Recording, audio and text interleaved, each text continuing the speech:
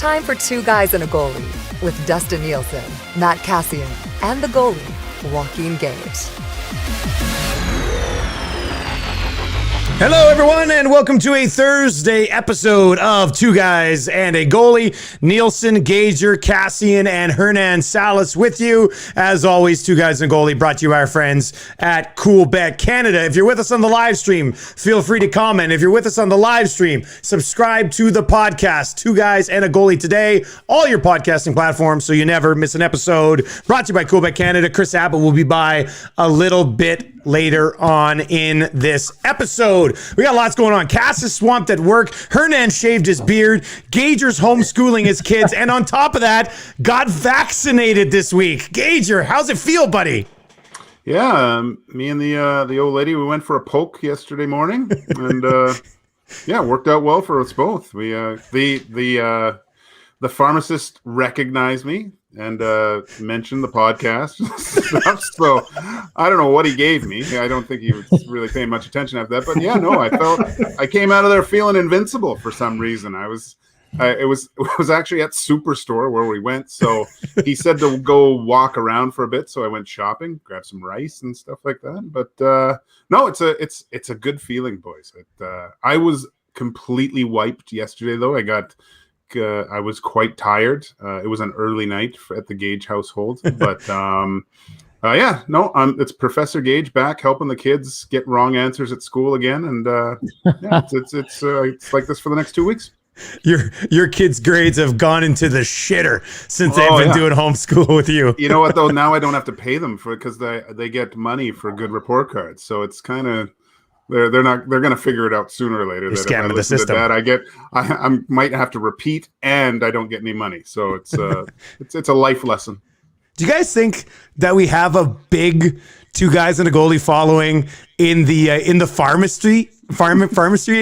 I can't even say it in the pharmaceutical area. Pharmaceutical area. That works. I mean, obviously not anymore after I just butchered that. But do you think that's a thing, Cass? You think we have a big following in the pharmacy world? It would make sense. You know, they probably, you know, the whole like cool bet thing, they probably do it like in the pharmacy world, I'm sure. You know, I feel like they're opening boxes all the time. And so even from like a Break King standpoint, like cracking a pack just takes on a whole new meaning for them. So yeah, it wouldn't surprise me. You know, it would not surprise me. What you might want to do is next time you go to a pharmacy, just check with them. And ask to see if they're if they're following Two Guys and a Goalie, just so we can keep it in the family, you know. That's good. I'm going to ask whenever I get vaccinated. Excuse me, before you put this needle in me, do you listen to the podcast? Because if not, is there somebody here who does? Because I want them to give me the shot. That's how I want to go. No, I'm not looking for Moderna. I'm not looking for Pfizer. I'm not looking for AstraZeneca. I'm looking for somebody who listens to the podcast to put that into my arm. I want a shot at Two Guys. That's what I want right there, guys. Well, you know what? It's just because we know we can trust them then. Like there's a mutual trust. Like there's a trust there, and that's important. Hernan, did you shave your beard before or after the loss to Montreal this week? It was before, actually. I looked at myself in the mirror and I was like, it's time to shave, buddy. I do look a little chubbier without it, but hey, what can you do about it? And yeah, I'm definitely going to go to all the pharmacies downtown here and be like, Two Guys and a Goalie here. Do you know who I am? Let's get that. Let's get that. You're a shitty producer. You're a shitty producer. We got a shitty producer over here. That would be good. I'll tell you, when you have your beard, you look like you could be on like Mayans or Sons of Anarchy or any sort of motorbike gang, and then you don't have your beard anymore, and I'm just like, God, I don't know where you belong now, Hernan. It's weird look. Yeah, what can you do? All right, my dad likes it though. Oh, that's nice. Your dad liked the beard or liked the fact that you shaved? My dad hates beards, so. My dad grows whatever I have. He's a real creeper. So right now he's got a beard. He's like, just like you, son. I'm like, all right, Dad. Thanks, man. That's good. If I jump off a cliff, would you? Yes. Yes, I would. All right. We'll get to Chris Abbott. He's going to pop by. I got 4 questions for Keeper Clip, but we'll do that a little bit later on as well. But let's start with We Got to Talk About It, brought to you by our friends and partners at Break Kings. Find them on Facebook, Break Kings with a Z, card breaking group. I'm actually doing a break tonight. So if you want to come swing by and check that out at 8 o'clock, I'll be doing that break tonight. Somebody's going to get hooked up with some sweet, sweet hockey cards. Follow Break Kings on Facebook. All right, where do we go here? Let's start with you, Hernan. What do we got to talk about, buddy?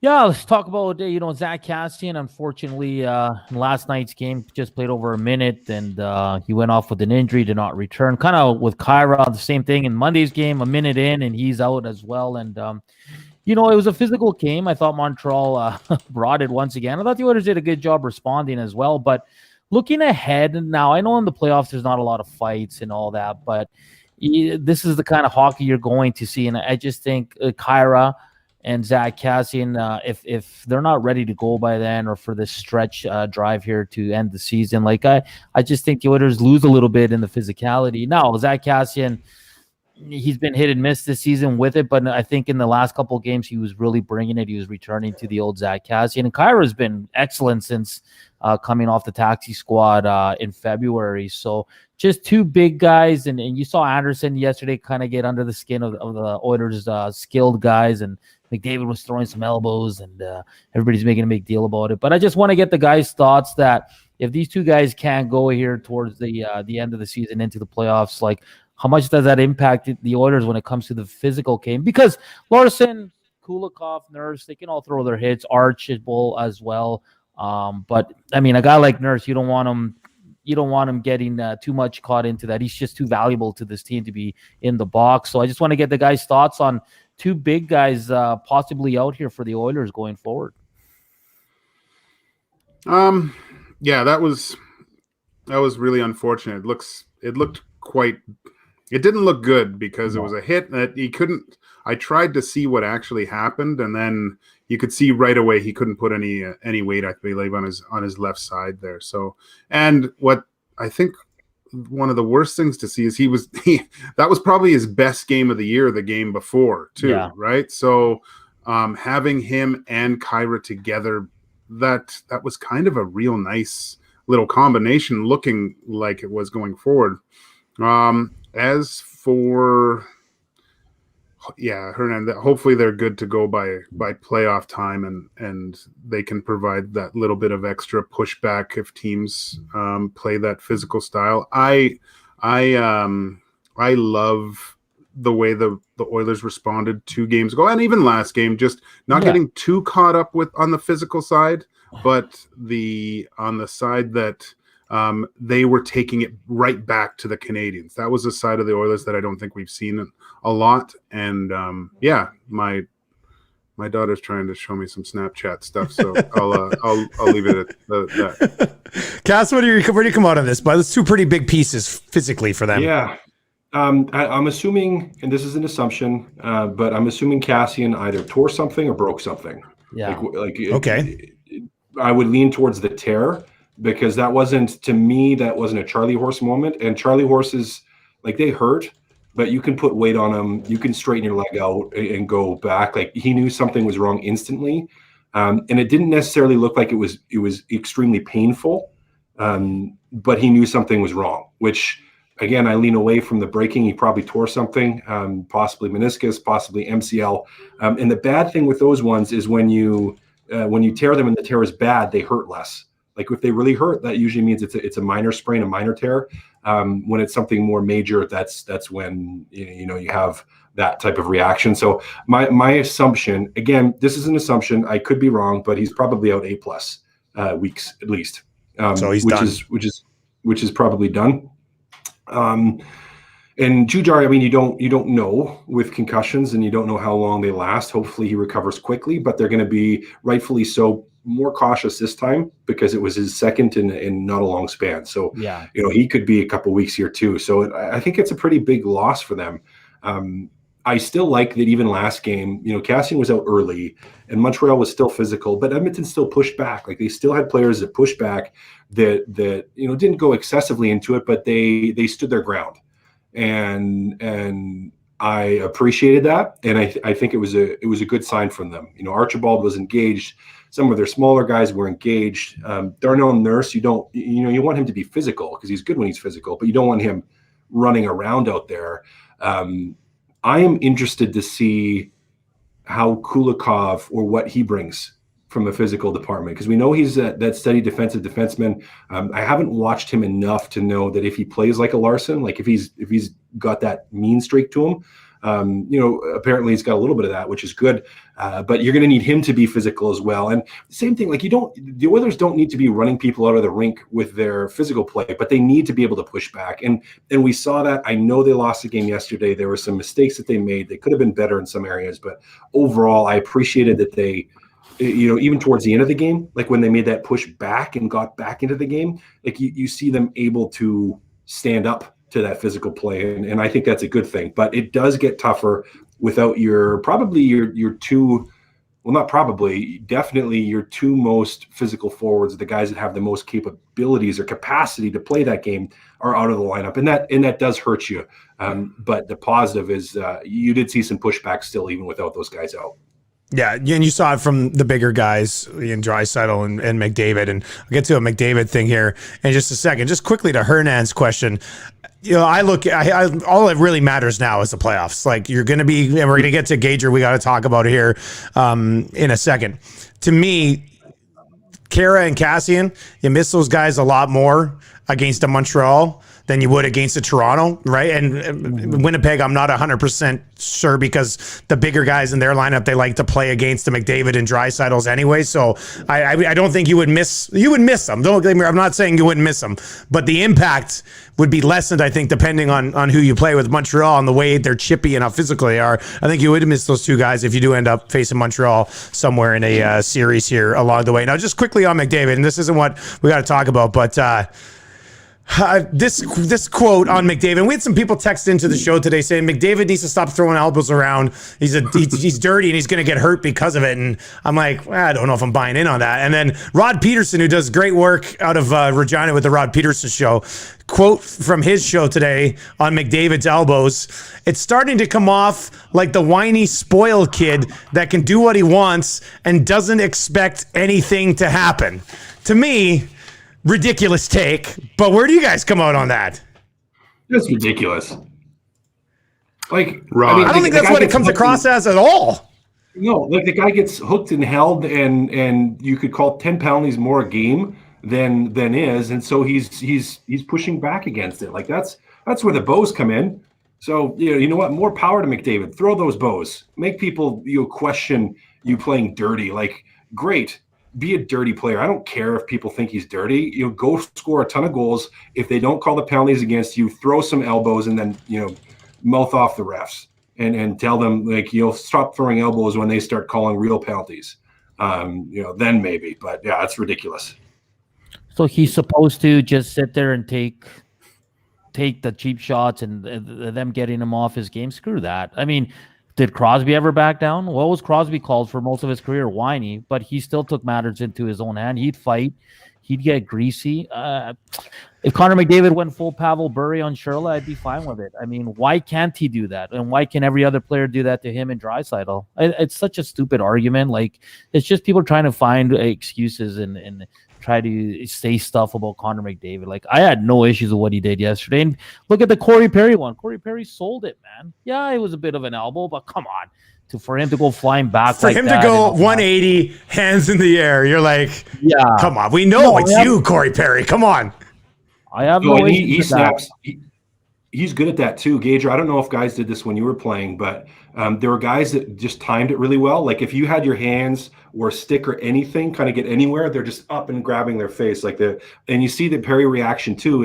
And he did it earlier in the game, and I can't remember who it was that bumped him too. Like someone bumped him, and the same thing. He's throwing his head back, just trying to get the refs to call something. So yeah, whatever. Suck it up, Corey Perry, and more power to Connor McDavid. Do it more often. Is Connor McDavid the only superstar that throws elbows. I can go back in time and name a bunch. They all should. I mean, if Pat Kane or if Nathan McKinnon or Austin or whoever, I mean, there's the officials. I think we've come to determine the officials aren't going to give you your space in the National Hockey League, especially right now. So if Weber and Deneau and everybody's going to be hooking and cross-checking you, how are you supposed to create any space? Because the officials aren't going to do it for you like they should be. So you're going to throw out some elbows. You're going to dish out some cross-checks. Connor is actually pretty active with his stick. He gives it back to the guys quite a bit. So maybe we're all blinded because we're in Edmonton, but Gage, I don't think like other people around the league would classify McDavid as a dirty player, would you? Well, I'm trying to think, like, how long has he been taking this? For 5-6 years already? 6 years now, man. We haven't. And when is the last time you heard people say this stuff about McDavid? If they've ever said anything about that. Like, I've always said, wow, that guy, usually you see a guy kind of embellish a little bit here or there. I have a tough time justifying McDavid if he does fall down from a check or a cross check. It looks pretty legitimate to me. And Hernan, like you said, like, look at Crosby. He's had to whine and slash, and he's thrown some pretty good shots himself. Ovechkin, like, hits him. You're gonna get a CCM in the midsection. You know, like, it's a little bit old school thinking, but I've played with guys. I've played with some real skilled guys that have no regard for human life whatsoever.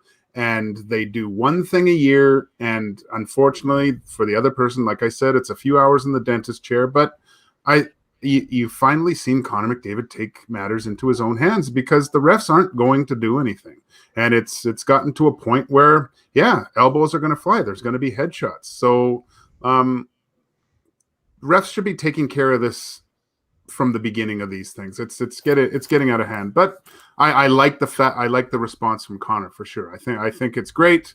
It makes guys second guess whether they want to engage with him. You know what the solution is?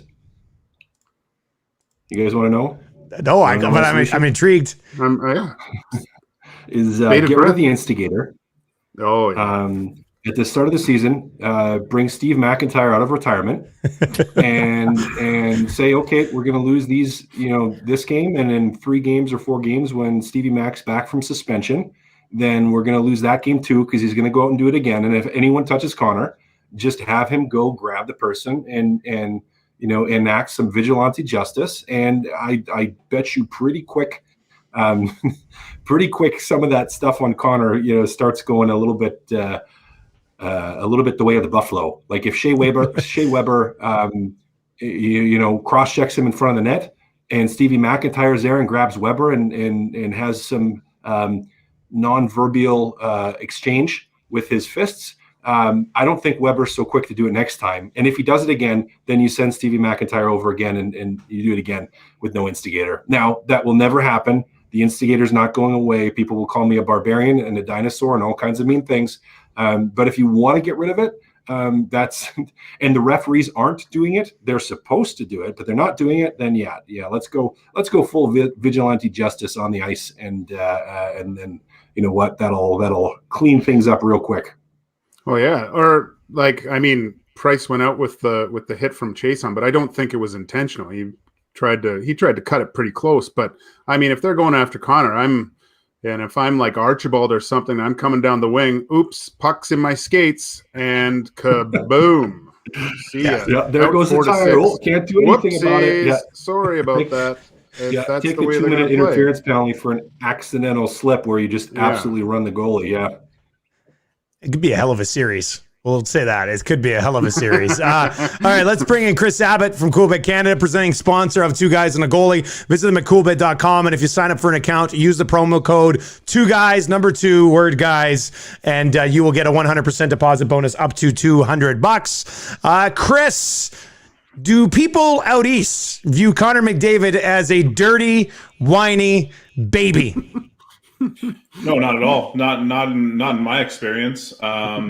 I think everyone out here is in awe of what he does, and that to me is the one redeeming factor of the Canadian division, and that is that we get to watch him more often out east. Other than that, I'm completely tired of it. But I mean, I think people out east, even though Sidney Crosby's from Nova Scotia, would agree with you guys. Like, Crosby does way more whining and complaining. I don't think as much now as he did maybe when he was younger, but he probably had plenty of reason to as well.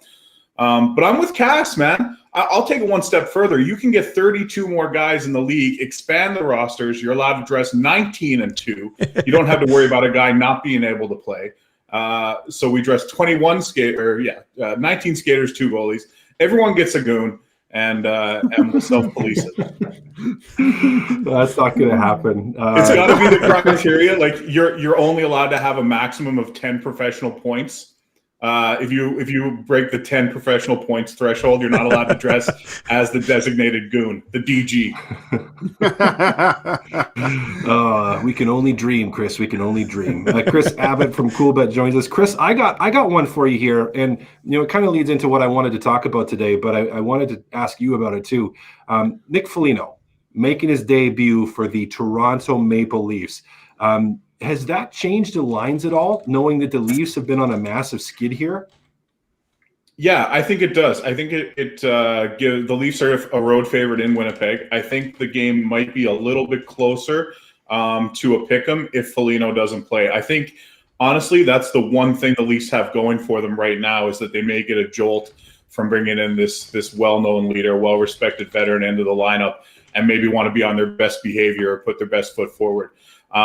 Because the games in Vancouver, it really goes to show, guys, they're not very deep when it comes to their talent up front. And we kind of knew that, but if there's any injury or guy out of the lineup, like even Zach Hyman out of the lineup, not even, because, I mean, he brings a dynamic that not many guys in the league do, but he's certainly not, Matthews, Marner, Nylander, but the Leafs are really, really thin up front. So I think Foligno helps them in that regard as well. I'm trying to find. Oh, go ahead, Hernan. Go ahead, buddy. Mine will be quick. I just want to get back to that. Was it Pittsburgh, New Jersey game? 6-0 heading into the third period.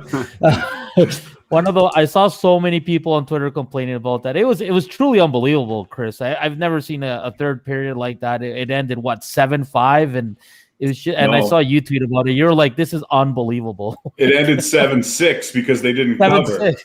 Yeah, I had Penguins -1.5. I'm giggling. I'm throwing bills up in the air in front of my TV. It was amazing. It was over. Easiest bet ever. And of course, they come back, and I'm watching. So I had turned the game off. I had moved on to curling or something else, and I'm just kind of paying attention, wondering when this game is over, so when the money's going to be in my account. And then man, it was unbelievably bad. It's one of the worst beats I've had. I've lost a lot of bets in my day. That's up there. That's one of the worst ones ever. A team up 6-0. Was it 6-0 even in the third period, I think? And or at least 6-1 or whatever. But yeah, just a real hard pill to swallow right there. And that's an all-timer. Chris, I'm looking at the Leafs Jets game, and I'm not sure I understand the boring match guarantee at all. What is and the 5% multiplier? What does that mean? Yeah, so we just have one right now. We have one game per day. So if you select one of those results, it's the regulation result. So if you select either team in regulation or for it to go to overtime, when you go to your bet slip, there will be a box to tick, and you'll get 5% extra on your return. Based on what you bet. That's what that is. And the boring match guarantee, that's a term that we borrowed from our soccer friends in Europe. But if a game goes to overtime, which doesn't necessarily mean it's going to be a boring game, I think if it goes to overtime at a score of 1-1, 2-2, 3-3, or 0-0, we'll refund your stake up to, I think it's $25. All right. That's a good to know. Job on the marketing, Gager. Thank you very much. I'm trying to help out, man. You guys have given me so much. It's only fair I give some back. Well, I was interested to talk to you because I want to know if you had your money down on Ben Askren last weekend. I know you're the boxing guy. No, not just the real ones. I don't bet on that fake stuff. That's ridiculous. That's That's dumb. I want to see him fight Mayweather, and that'll be the end of that. That'll be it. Well, isn't his brother fighting Mayweather? His brothers. Yeah. Is his brother going to fight him? Okay, that's gonna. Yeah. I'll put some money on that end one. well. Yeah, that'll be Like Mayweather's going that'll to be real toy. good. He's going to toy with them for a couple rounds, like just to make it a show, and then like no, Yeah. like, no. Yeah. Well, you just got to follow Mayweather's someone in his posse where he goes and places the bet for that evening, because Mayweather will carry him till that round and then make him quit. So we'll try to get some scouts down there, Chris, and see what we can do. And I'll see you on a beach somewhere after that. you don't think that kind of thing happens, do you, Joaquin? No, well, maybe not. I heard boxing. You don't think that would happen in a sport like boxing that's so professional and stuff, but I guess it does happen. Chris, as always, buddy, we appreciate the time, man. Thanks a lot. We'll catch up next week. Thanks for having me, boys. Take care. Talk soon. There you go. That's Chris Abbott from Coolbet Canada. I actually did track that fight down on a stream that's not entirely legal. On I'm not paying for that shit, but so I watched it. Justin freaking Bieber did like 20 minutes before the main event. I texted my buddy. I said, "Is this Bieber on stage?" He goes, "Yeah, they got Bieber. They had Ice Cube earlier." I'm just like, I don't understand what's going on. The guy's 3-0. We got like TSN.ca tweeting out, "Paul improves to 3-0. I'm like, he hasn't even boxed a boxer. Like, what are we doing here? It's like building up a hockey team that's playing against a bunch of guys that have never played hockey but are winning. It just doesn't make any sense. It's really bad. It's someone's gonna get hurt too. That's the other thing. Like, wow, yeah. If he Possibly. he won't fight anyone that's good though. I don't think. Like that's the main thing, because he can somewhat fight a little bit. But yeah, once he gets into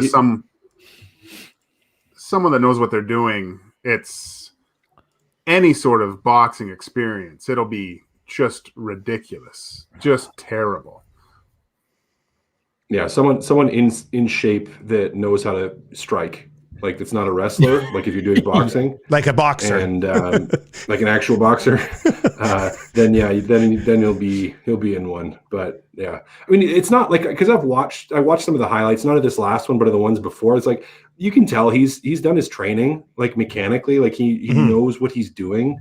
But then you just watch, and it's just like, I mean, it's amateur versus, if he was one of the high level guys. I've seen enough guys that know how to do that in actual boxing gyms. So yeah, I'll be interested to see if he does fight someone normal, not normal, but like by normal I mean like actual professional boxer, to see what happens.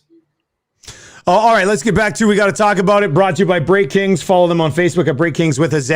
And I'm going to take a leap of faith here, boys, because I'm delayed right now. I'm going to disconnect, let you guys keep going. I don't know if it's going to disconnect all of us or just me, and I'll reconnect like you guys do, but it's driving me crazy that I'm a little bit delayed. So, Gager, let's get to what we got to talk about, because I think there's a good discussion to be had here with the North Division playoffs. And hopefully, if you're watching right now, if we all get disconnected, hang tight. We'll be back. If it's just me, hopefully it works, and I'll be right back. Good luck, boys. All right. Well, I still see the little red light, so we should be okay. But, boys, I wanted to talk about the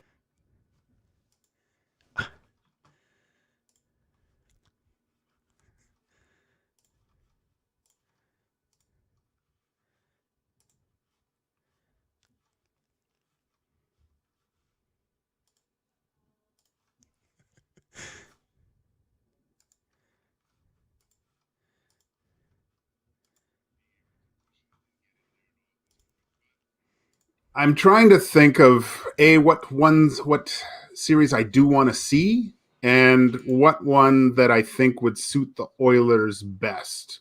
And after these past two games against the Montreal Canadiens, like Cass, you said, and to see the pushback that the Oilers have for a physical type of game is really good to see so far at this time, and knowing that that's another arrow in your quiver that they can provide. Looking at the games that they've had against all the other teams, obviously I think they match up well against Winnipeg the best, just from past past success and the way Winnipeg does play against them, it seems like they can score on Hellebuck, and they seem to match up quite well so far. And it's weird when I look at it because I wouldn't say that, but they've just played so well against them. Now, saying that, I don't like that first round against Montreal just because of the physical aspect of it. After a 7-game series with those guys, the second round is going to be quite difficult. I think I would much rather see the Leafs probably fall to the Canadiens in the first round because of that physical aspect. That's going to be a very, very hard first round against those 4 defensemen. And if they do get Carey Price back, if he comes back to that form that we normally see from him in the playoffs, that's going to be real tough. Of course, Montreal doesn't score a lot, but I think they make up with that defensively. But what do you guys think about that?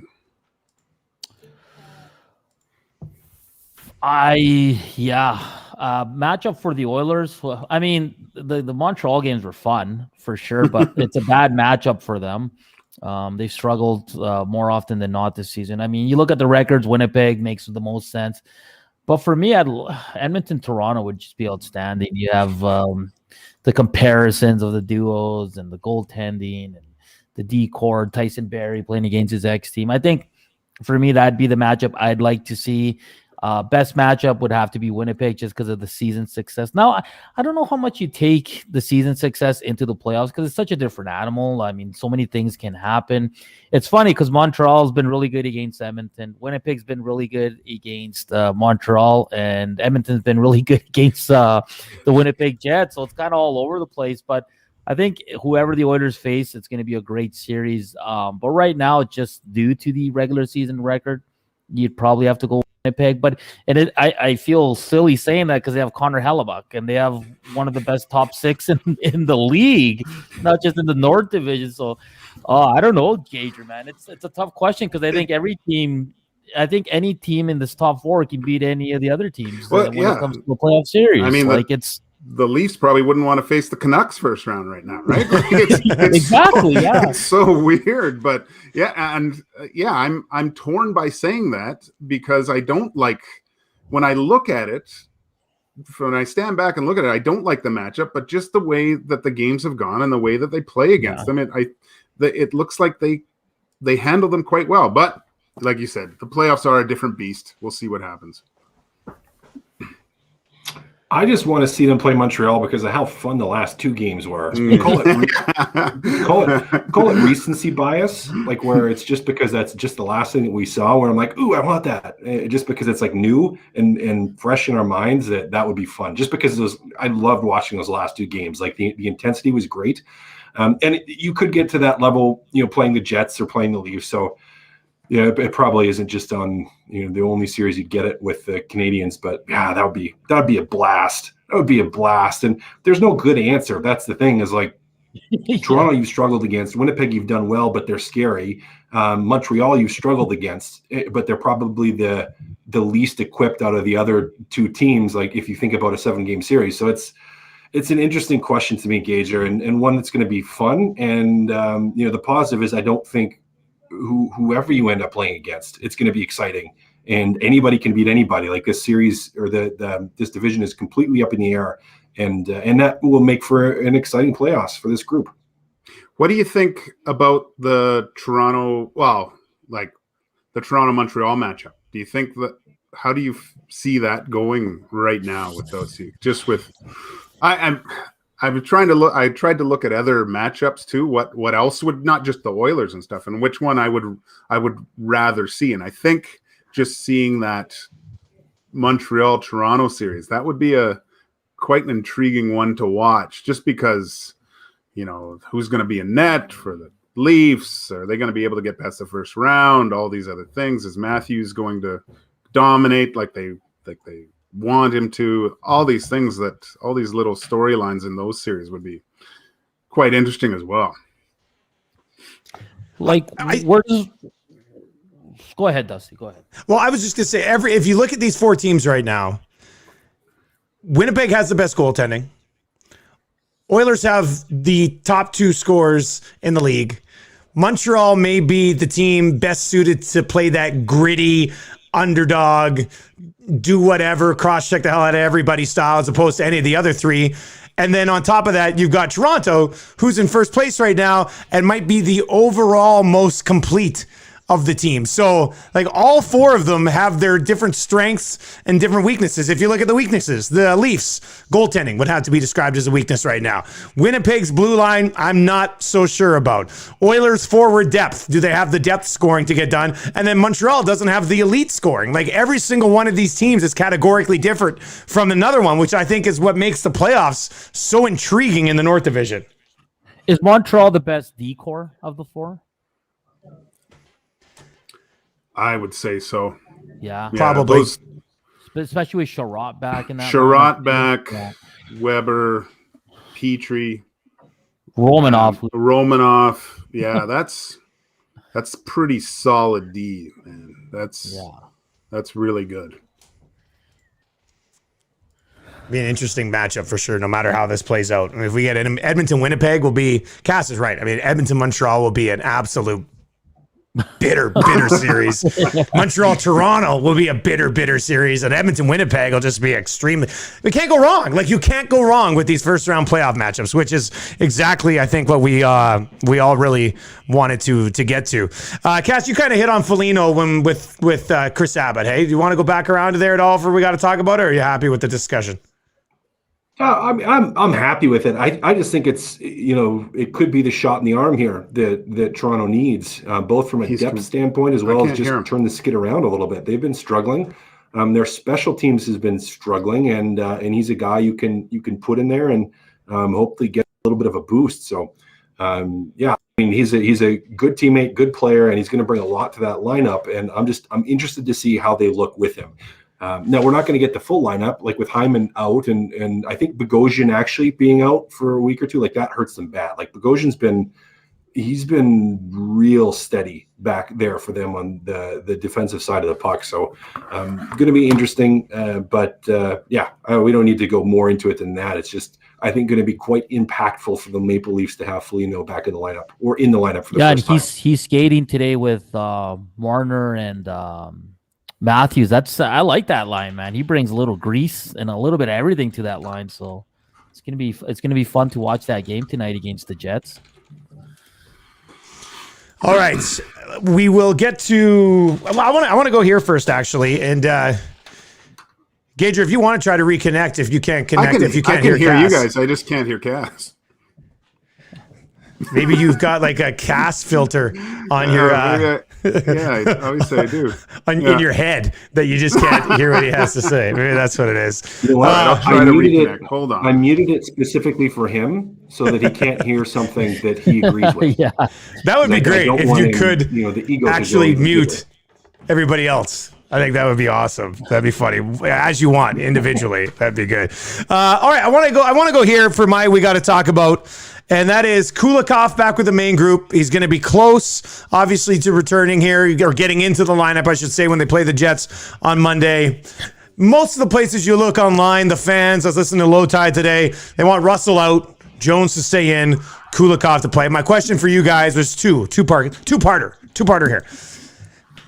Well, who would you take out of the lineup? Who do you think Tippett takes out of the lineup to find space for Kulikov? I take Jones out. I think for right now, that's who I take out. Take out Jones. Go ahead, Cass. Yeah, can I mute Gager again so you can't hear me and agree with him? I think Jones to me is a logical choice. Like you got a left side guy. Jones has been doing some good things. Like that pass yesterday was great. He's been playing all right. But to me, it's just that's the natural one.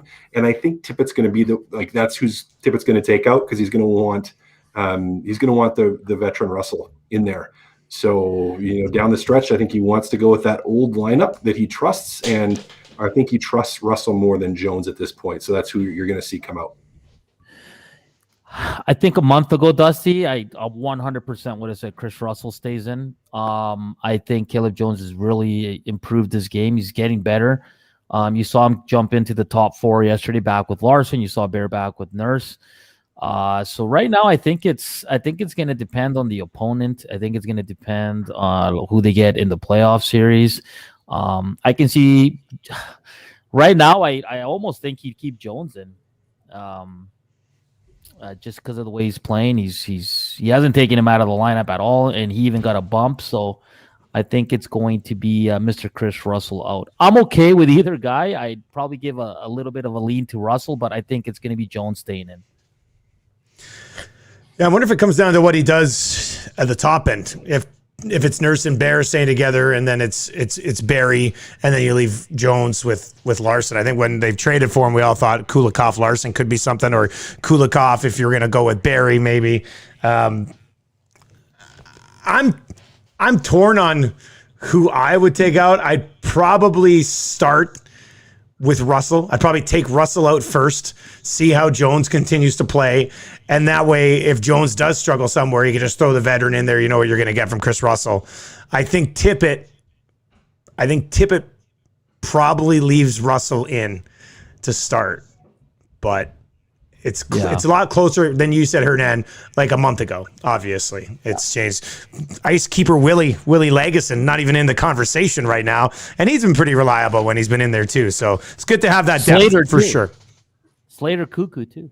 Oh yeah, Cuckoo could be back for the postseason as well. All right, Yeah, you're not going to put him in though. No. Well, he was really good earlier this year. Just haven't played. Yeah, you're not. I mean, he hasn't played him too long. You're not putting him in. Probably wouldn't have brought in Kulikov if you thought you could have got Cuckoo back in here at some point. All right, let's get to keep it or clip it. 4 questions here, boys. Starting with, I'm going to go back to the officials last night. Leon Draisaitl's interference penalty was, in fact, an interference penalty last night. Clip it. Ridiculous. Isn't it the 2-second rule, or is it a second rule? What is it? 1 Mississippi? Like it was. Clip it. It wasn't an interference penalty. If you're going to establish how you're going to ref the game at the beginning of the game, don't try to reel it back in at a certain point and then have you as a referee be part of the outcome at the end of the game. Just if they were going to let them play and let them battle it out. Don't call that crap late. Yeah, keep it as we had the conversation, Hernan and I, with Big Wiener Tom last night. Like, consistency for these officials is key, and that was not consistent with how the rest of the game was officiated, which, in my opinion, means that should not have been a penalty. Question number 2. The Leafs' goaltending will be their ultimate downfall this season. Keep it or clip it.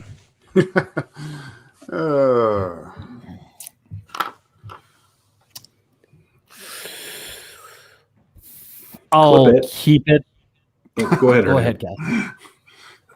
I'll keep it because I think their decore's pretty solid. Up front, they're pretty solid, especially with the addition of Foligno there. And goaltending's been an issue right now. You're looking Campbell kind of not taking a step back, but he's lost a few games now. Rittich as well. Freddie Anderson's back soon, I think. But yeah, it's I think if anything, it's going to be that part of their game that costs them a series. I'm going to. What was the question? Keep it? It would be keep it if you think the Leafs goaltending is going to be their downfall. I'm going to clip it because I think with Flipper and Soupy there, they've Flipper's putting him in his own net, and the bloom is off the rose with Campbell. I think we're going to see Freddie Anderson back in, and we'll see Freddie Anderson playing the way he does, which is solid goaltending, and you have to do something pretty special to score on him. It won't be the reason why the Leafs don't get past the first round. It's going to be because Montreal is going to beat them up, and they're not going to want to go into the hard areas to score. So clip it. Clip it. All right. Did I tell you guys what happened with my barbecue? Did I explain that No. episode? My barbecue, the inside of it, the bottom inside of it completely collapsed down onto like the propane tank. The entire thing is just a massive hole underneath the grill. And I didn't know it. I didn't see it. So I'm trying to light it and it's not lighting and I can smell the propane and I'm like, what is going on here? What's happening? And then I look through the top and there's a massive, massive hole. So anyway, I need a new barbecue. So the question is, should I pay the price and get the barbecue smoker combo? Keep it or clip it. Well, it probably depends on what type here. Like, and when you mean barbecue, like, are you talking like coal, or are you talking propane? Or are you talking natural gas? Like, where are you coming with here, Dusty? Because there's some important clarifications we need to have. I just have a regular propane barbecue right now, Cass. What's broken? So what do you mean? What do you mean by like a barbecue smoker? Well, I saw you can get like this barbecue smoker combo where it's like a regular barbecue and then one of those little smokers attached to it on the side. I know what you go with, Dusty. I'll send you a picture later, but it's the new Napoleon professional barbecue. It does have the smoker side built into it. You have the smoking tray with it. It's actually motion sensors on the barbecue itself. The dials actually have LED lights, so as soon as you get close to the barbecue, it shows Napoleon on the ground like a laser. But saying that, you need to get the gas line run out there. So if you're willing to get the whole thing done, you need to go with the gas line, run it out to the backyard and hook up that way, because nothing worse than running out of propane halfway through some burgers. Dusty, go old school, man. Charcoal barbecue. Oh, the meat is so good on those old school ones. Charcoal flavor is the best. Yeah, it is. harder to control your temperature, though. That's the only issue with the charcoal. Final question. If you were a general manager and could take control of any franchise moving forward in the North Division, Calgary would be at the bottom of your list. Keep it or clip it.